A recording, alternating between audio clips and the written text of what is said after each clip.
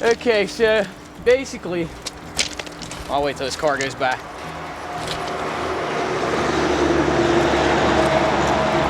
So basically, us is up here in Pittsburgh. You know, when it gets cold up here in January, you know, the months of the winter time, the fish, they get really lethargic, you know, and they're just highly inactive. And so the only way you can locate feeding fish is by moving to water that's a couple degrees, you know, warmer than average. So the place to do that is coal-fueled power plants with warm water discharges. And we got one like there, right up here on the Monongahela. So we were down here the other day, and you know, one of the other things a lot of anglers go for is carp and catfish. And I was talking to one such catfish angler, and he says, I says, you know, how do you catch catfish down in Mon these days, this part of the year? He says, what are you using, night crawlers? I says, yeah. He says, nah, night crawlers just play that. He says, you go to McDonald's, get a 4-piece chicken McNugget, split them in half, throw them on a slip sinker rig, fish it on the bottom, 5 minutes you got a channel catfish. Was he right? So we was on our way to go fishing, we just get honked at by some locomotive. It's absolutely crawling. You just better get out the way. I feel like getting hit by Jerome Bettis.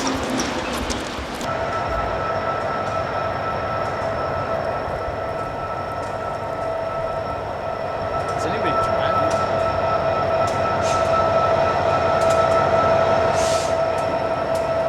You can see why locomotives are not the preferred method of transportation today.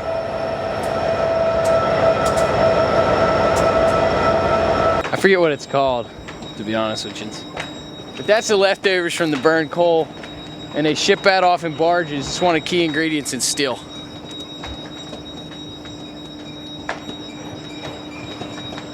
I think it's called like caulk or something, like something, or like, I don't know what it's called. Something that refers to genitalia of some sort. Like it might be called cunt or something like that. Like seriously. Well, here we are at the West Power Plant down here. And as you can see, when you look in the water, there's bubbling coming up from the discharge. Now, this water's 10 to 15 degrees warmer than the standard river water, and bait fish migrate to it. And when the bait fish come, that's when the bass come. So give it a shot. Now, this time of the year, most anglers would go with a finesse bait with a really slow presentation because the water's so cold. But I'm gonna go with the swim bait first, see if we can't locate any fish. And if that doesn't work, I'll slow it down with a jig worm or maybe some live bait even if we have to resort to that. So, the Storm Wild Eye Curl Tail Minnow, 3-inch shiner color, available at Walmart. See how she does.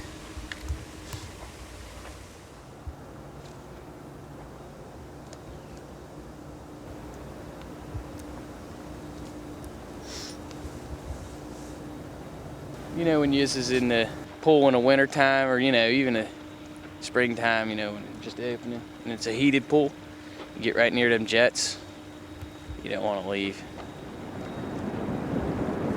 Now I picked chartreuse on the jig head. It's just an 1/8 ounce jig head, because I figure even though the water's kind of clear today, you know, if we're fishing at depths below 8 feet, they got to be able to see what they're eating. So I picked a bright colored jig head.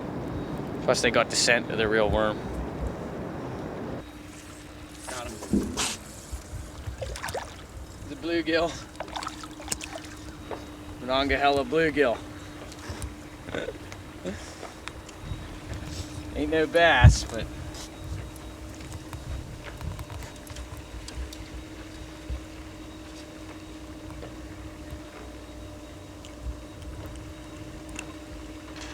here she blows.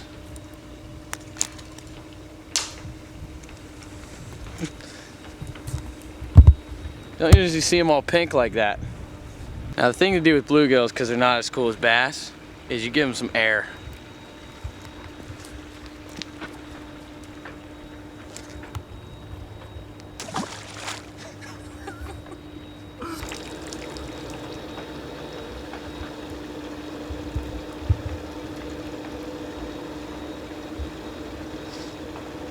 sometimes I dump a little fish attractant in the water.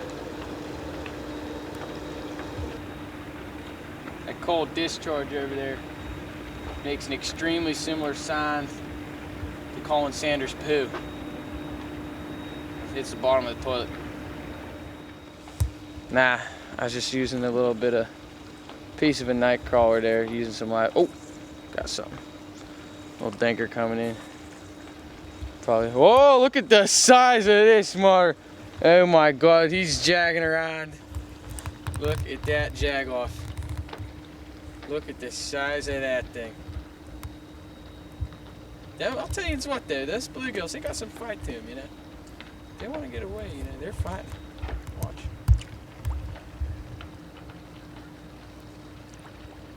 You ever heard of Phil Bissell? His favorite fish is the bluegill. He hooks them deep in their stomachs so that they always die. He never successfully released a bluegill. He's a jag-off. This guy will live free to swim again. Maybe get eaten by a catfish. Hopefully that wasn't the big boy, like the resident wonker. This one feels like a bass even. He's a fighter.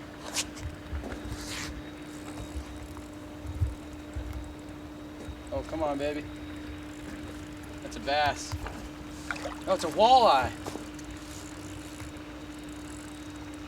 It's a nice size one, too.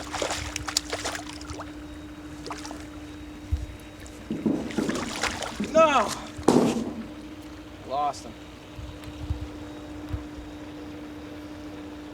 It's a shame. It's a good sized walleye.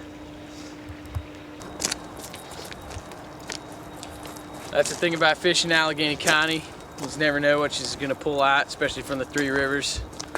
But you gotta be prepared for anything, you know. I had a little 4-pound line on. I've made a game day decision that the walleye was too heavy to pull straight out of the water. I tried to walk him over to the little pool so we can net him. But you know, sometimes you eat the bar and sometimes the bar eats you, so you got away. But you know, we'll be back to catch him someday. Some cold day when the Steelers aren't playing. Well, I hope yins had a good time jagging around with us in that. We'll see yins again for opening day of trout season, and then after that for bass spawning time in the spring. We may do with what we had today, catching some small bluegills and, you know, half a walleye, but it's a great outing for Pittsburgh winter fishing. Catch you next time.